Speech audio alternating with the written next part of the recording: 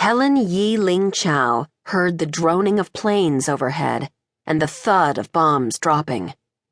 The sounds vibrated through her very bones. She could feel her brother's heartbeat pulse through his body, closely pressed to hers. Their arms were wrapped around each other. Tears ran down Helen's cheeks and pooled in the crevices of her older brother's neck. Terrified of making a noise, they felt a fear that was intensified by the silence imposed on them. In their dark hiding place, the only thing the children could hear was the war closing in all around. Hong Kong was falling. Nearly 6,000 miles away, the bombs dropped on Pearl Harbor. On the same fateful day in December 1941, Japan attacked both the United States and British Hong Kong. Just as the military bases lining Pearl Harbor found themselves unprepared for the sudden violent attack, Hong Kong was woefully ill-equipped.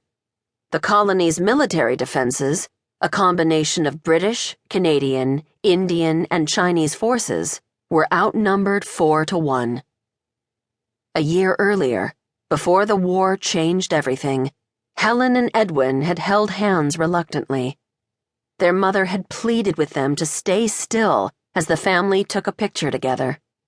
Standing in the sunshine of Manila, the Philippines, far from the violence in China, Helen grasped her brother's hand for only seconds before dropping his sweaty palm in disgust. She couldn't be persuaded to pose again. Instead, she and Edwin and their 2 sisters ran in circles, teasing their parents and resisting every threat or bribe their mother offered. To touch each other, even for a brief moment, was loathsome. Now, huddled in a dark closet in their house, they couldn't get close enough. In addition to every other paralyzing fear, Helen realized she didn't know where their mother was. While the United States was thrown into World War II in one devastating attack, China had been fighting since Japan invaded it in 1937.